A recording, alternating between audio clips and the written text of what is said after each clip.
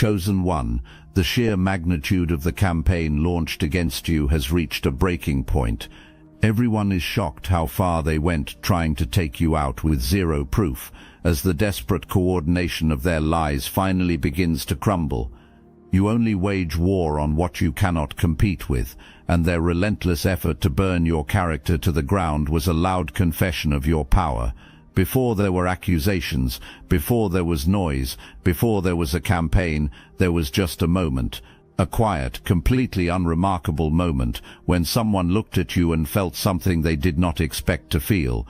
What they felt, standing in your presence, was something they had not anticipated. They felt threatened, not because you said anything inflammatory, not because you did anything wrong, just because of how you moved through the world. The way you carried yourself without needing anyone to validate it. The way people were naturally drawn to your energy without you campaigning for their attention. The way your presence, your simple, consistent, unbothered presence, shifted the temperature in a room without you lifting a single finger. Something cracked in them right there.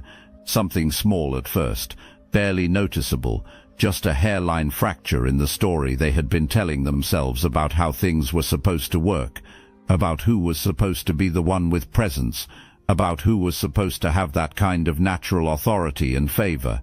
It was not supposed to be you. Not in their version of things. So that fracture quietly widened, and instead of examining it, instead of asking what it meant, instead of using it as an invitation to grow into something better, they covered it, they painted over it, and they started looking for reasons why you were the problem. Because if you were the problem, the crack was not their issue to deal with, it was yours. That is where every smear campaign begins. Not with a lie, but with an insecurity that someone refuses to face. And then they go looking for a story that makes that insecurity feel justified. You became that story, not because of anything you did, but because of what you were becoming, and because of what they could already sense in you before you had even fully sensed it in yourself. You were operating from a completely different source than they were. They were running on external validation, on the energy extracted from controlling how people perceived everything around them. And you were running on something internal, something that did not need their permission to keep going, something that could not be switched off simply by changing the public narrative around you. That is a terrifying thing to encounter when your entire power structure depends on controlling perception. Because if you cannot control how someone is perceived, and that person does not need your validation to function, your leverage disappears completely. People who have built their whole world on leveraging perception over others experience a genuine identity crisis the moment they encounter someone who is immune to that leverage. You were immune, not because you were naive, but because you were anchored to something they could not reach. And that immunity, your genuine, unperformative, completely real refusal to participate in their games, was the original disruption. You broke their system just by being real inside it. They could not call you loud, so they called you cold. They could not say you were dishonest, so they said you were too private, too guarded, hard to read. They could not prove you were dangerous, so they started using language that was deliberately vague. Something about them feels off. I just do not trust them. There is something they are not telling people. That is not accusation. That is architecture. They were building a frame, and they built it out of fog on purpose, because fog is impossible to disprove. You cannot fight something feels off. You cannot present evidence against a vibe. They knew that. That was the design from the beginning. They took your actual character, the one you built through years of showing up, staying consistent, and doing the right thing even when it cost you, and they painted over it with the mess of their own projections. They treated your name like a blank canvas and filled in what they did not know with what they needed you to be, because the real you was inconvenient. The real you did not fit the story they were writing, so they built a fictional version of you and circulated it like it was documented fact. The people watching did not ask for proof. They went along with the noise, and this is the part that stings, not because people are malicious, but because a story told with enough confidence and enough emotion genuinely feels true. It feels like something you already knew. So people nodded. They repeated it. They added their own color to it, and the fog thickened into something that started to feel like a wall. Every single thing they accused you of, every vague, unverifiable, deliberately unprovable charge they put into circulation was a projection. Every accusation was a description of them, not you. And that truth runs all the way to the end of this. When it finally surfaces completely, the whole fabrication unravels at once. If you felt the truth in these words, hype this video so more chosen ones like you can see it.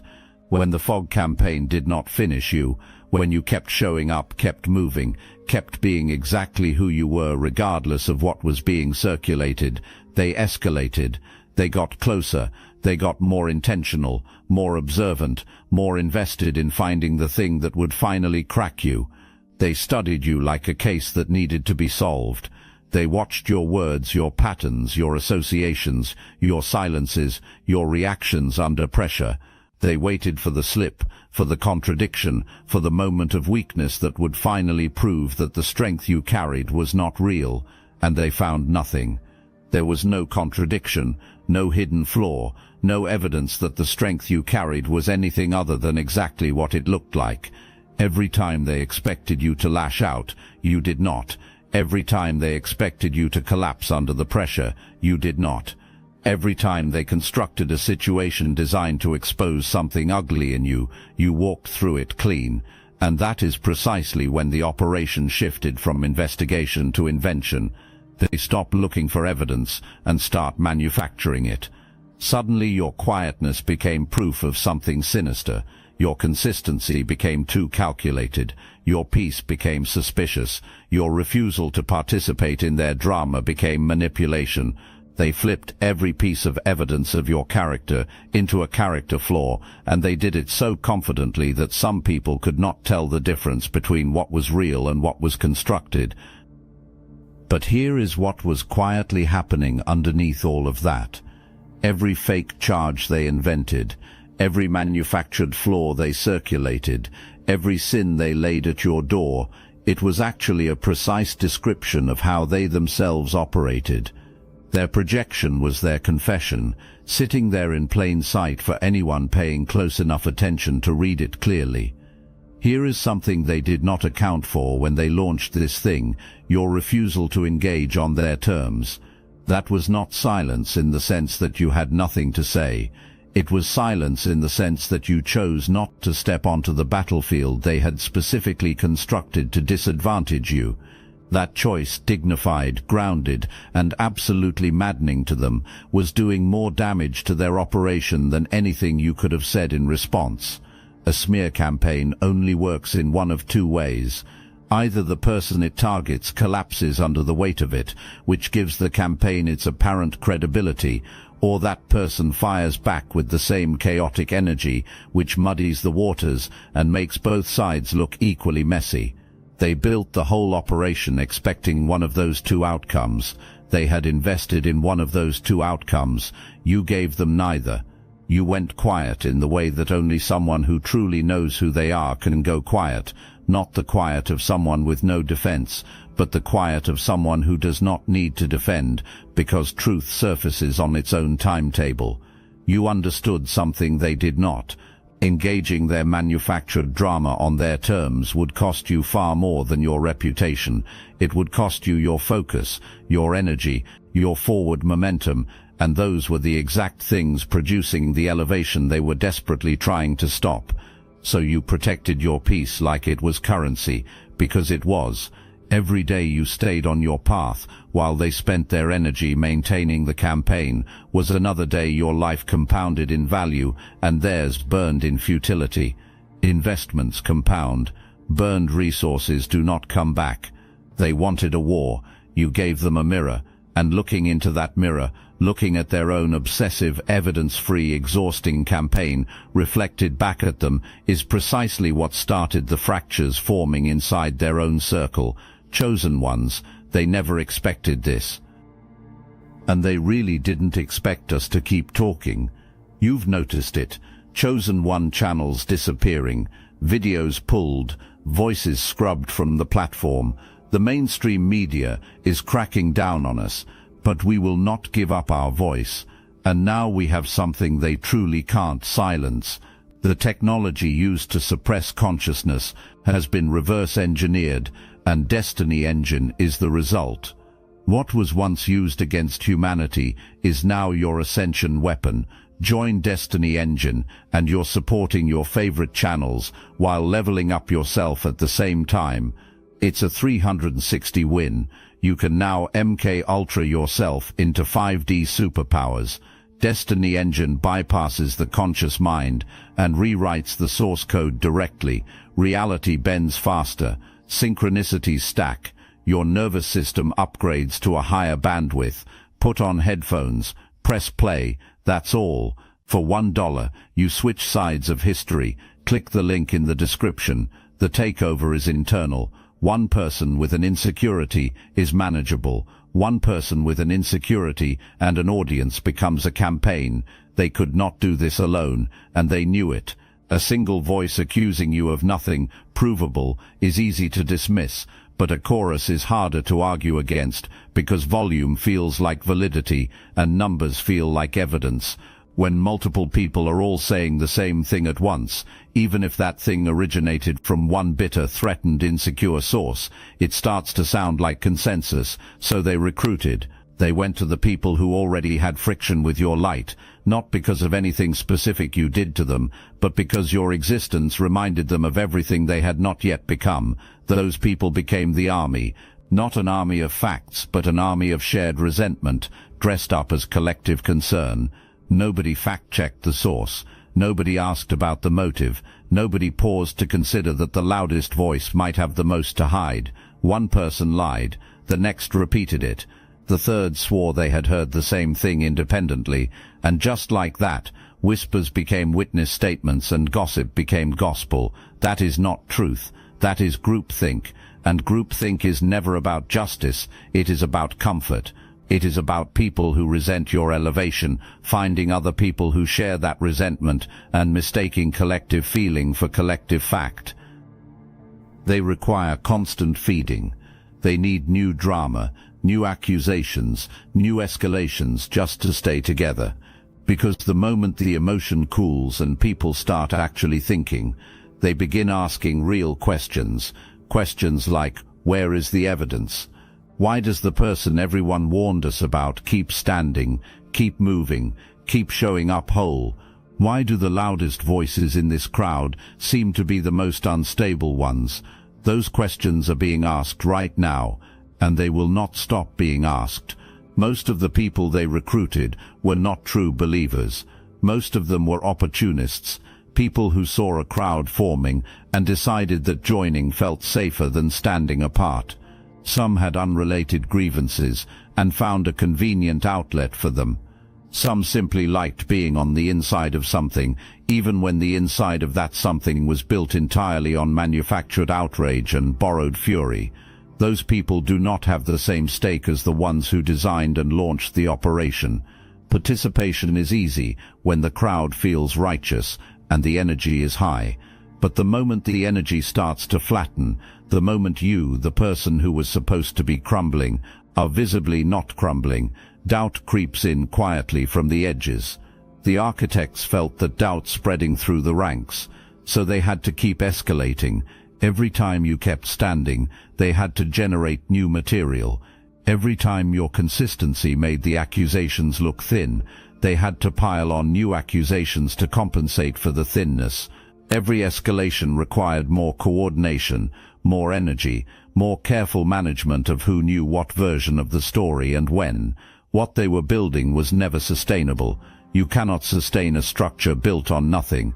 And you're standing, simply standing, with no dramatic countermove, no orchestrated public response, was slowly forcing them to work harder and harder to maintain something that was becoming less believable with every single passing day.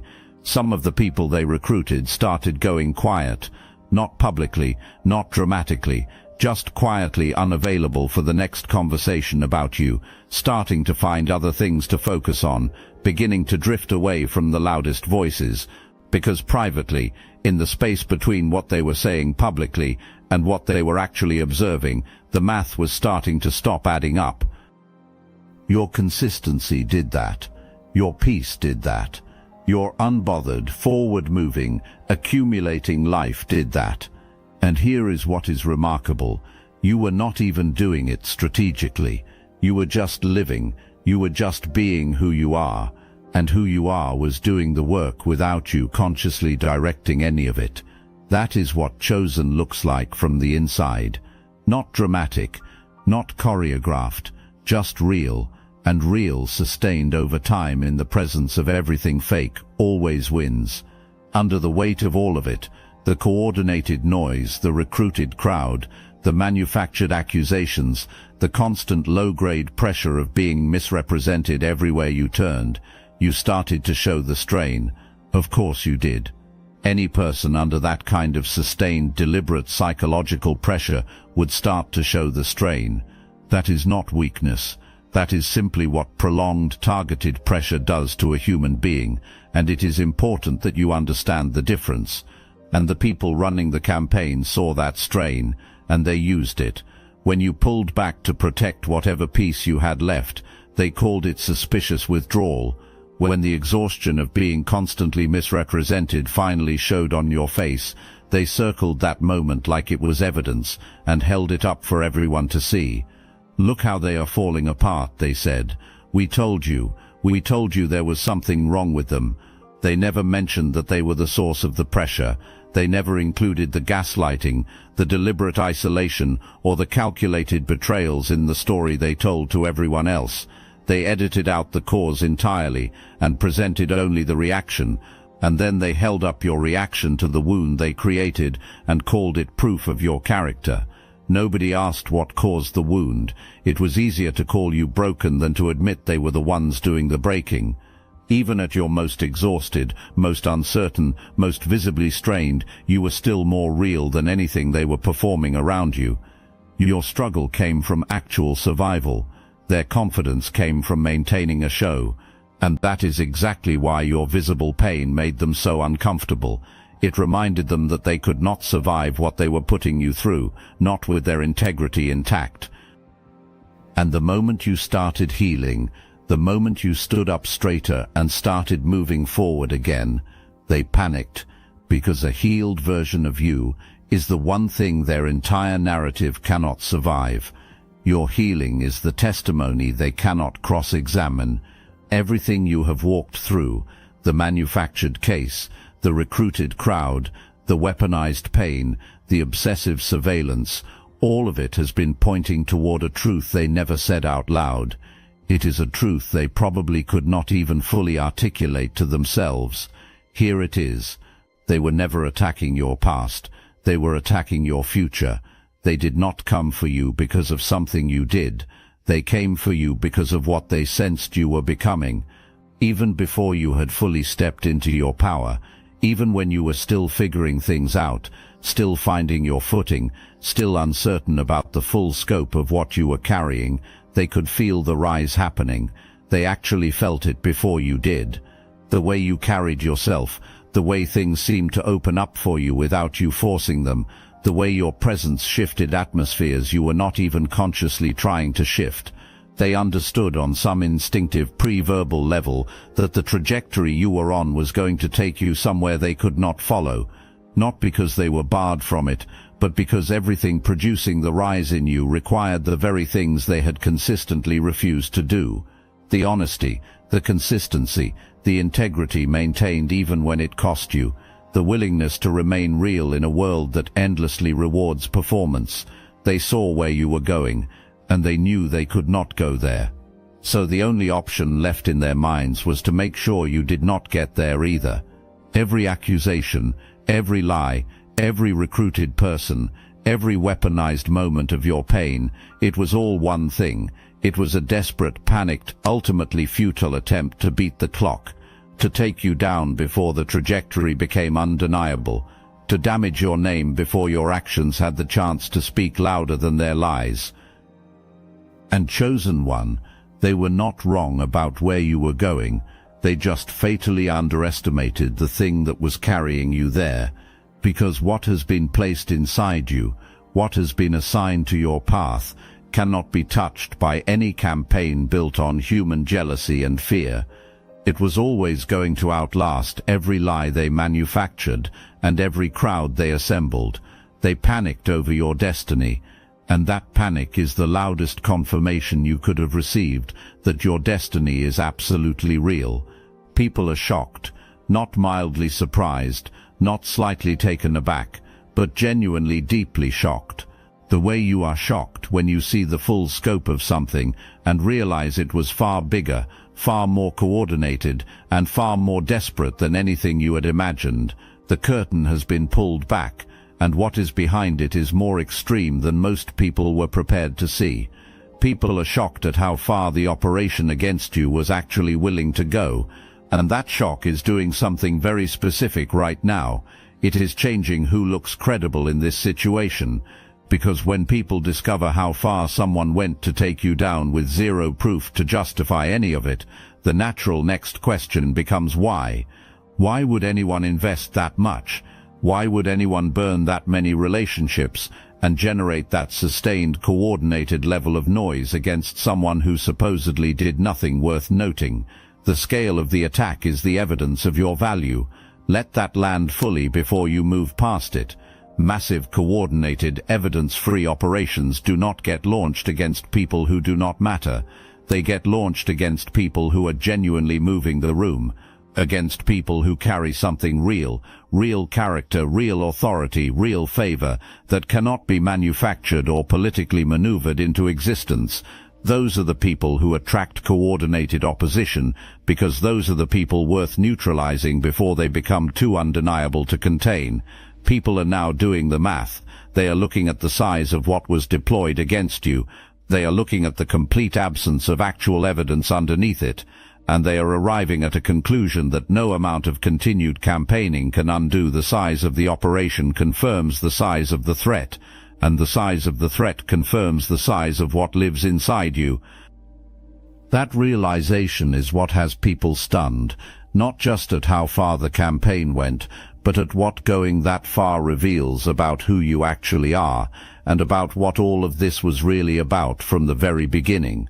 They went all the way, with nothing real to stand on, and in doing so, they handed you the most powerful confirmation you could have received, paid for entirely with their own desperation, and delivered by their own hands. Now we look at what was hiding inside every single thing they did. Watch how it all points back to the source. Every lie they told about you was a detailed, unintentional, inadvertent description of themselves. Every accusation they circulated was a projection of what they were actually doing, actually hiding, and actually afraid of being exposed for. The smear campaign was not just an attack on your reputation, it was a confession running underneath every word of it, hiding in plain sight the entire time. Think about it carefully. When they called you calculating, who was the one running a coordinated, deliberately orchestrated operation against someone with zero evidence to justify it? When they called you manipulative, who was the one recruiting people to a cause built entirely on manufactured accusations? When they called you dangerous, who was the one using someone's visible pain as propaganda in a public campaign? When they called you a fraud, who was the one performing concern for others while privately maintaining an operation designed to destroy someone's name? Every charge, every label, every fog-covered and conveniently unprovable accusation, it was them describing themselves and using your name as the cover story. The details kept changing. The claims kept getting bigger and more dramatic, but the actual evidence never materialized. Because they were not working from memory of something that genuinely happened. They were working from projection, and projection has no consistent source to draw from. It just keeps generating new material, based on new fears and new things they needed to keep buried about themselves. But a campaign built entirely on projection eventually runs out of cover, because the evidence of who you actually are keeps accumulating in plain sight. Your actions, your character, your consistency, All of it compiles into a record that nobody paid to produce and nobody can discredit. And that record started speaking louder than anything they were putting into circulation. The campaign backfired, specifically and completely, not because you fought back, but because you did not. You let truth be its own defense, and truth, left alone to work at its own pace, always outlasts the noise that was built to drown it out. Every move they made led back to them, every single time. Your innocence in this was not just the absence of guilt, it was an active force, and it was the specific thing they could not figure out how to neutralize, no matter how many angles they tried or how long they kept pushing. You did not bend. That is the part that kept breaking their strategy open at the seams. Every system they tried to pressure you into, every manipulation they tried to activate in you, you genuinely did not go there. Not because you were performing restraint for an audience, but because the real you simply does not operate that way. You were not controllable. You could not be guilt-tripped or socially pressured into performing a version of yourself that would make them feel safer around you. That drove them to a level of frustration that is hard to fully describe from the outside. Because people who run these operations need your participation to function, they need you to either fight back on their terms or collapse on their terms, because either response keeps you inside the frame they built. Either response gives them something real to work with and point to.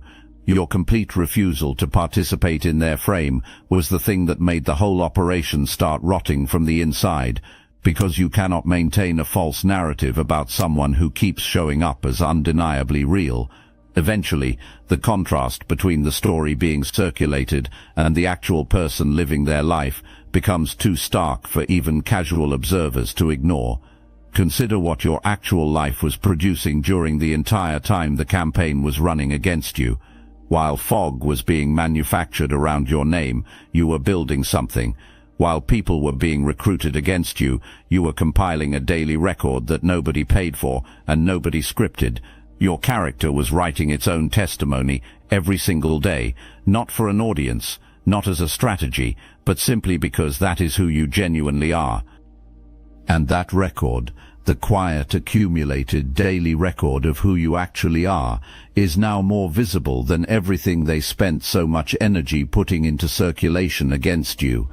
Because you cannot fake a record, you can only make one, and yours was being made the entire time. They could not destroy your innocence, they could only exhaust themselves trying, and exhausted people make mistakes, and mistakes over time become the real story that people eventually remember. You are not a victim who survived a smear campaign. That is not the identity you are carrying out of this. That is the small version of the story, the one that keeps you defined by what was done to you rather than by who you actually are. Here is the larger, truer version. You are a threat that was correctly identified and incorrectly assumed could be neutralized. You walked into spaces, and without trying, without campaigning, without performing or posturing for anyone, you shifted the dynamics of those spaces just by being authentically who you are. That is power, not the manufactured kind that requires a platform or a carefully constructed public image, but the real kind, the kind that operates whether or not anyone is acknowledging it, the kind that cannot be turned off because it does not require external permission to exist.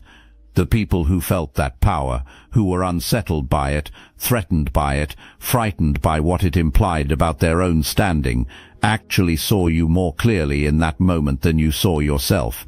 They recognized what was in you before you had fully recognized it. Their attack was a form of testimony, the most uncomfortable, backhanded, furious testimony imaginable, but testimony nonetheless. You do not mobilize that kind of coordinated, sustained response against someone ordinary. You mobilize it against someone whose existence genuinely changes the equation of every room they enter. You did not have to expose anyone. Your character was the exposure. Your consistency was the disruption. Your refusal to become what they needed you to become was the final act of dominance, because it left them with no ammunition, no credible narrative, and nowhere left to go.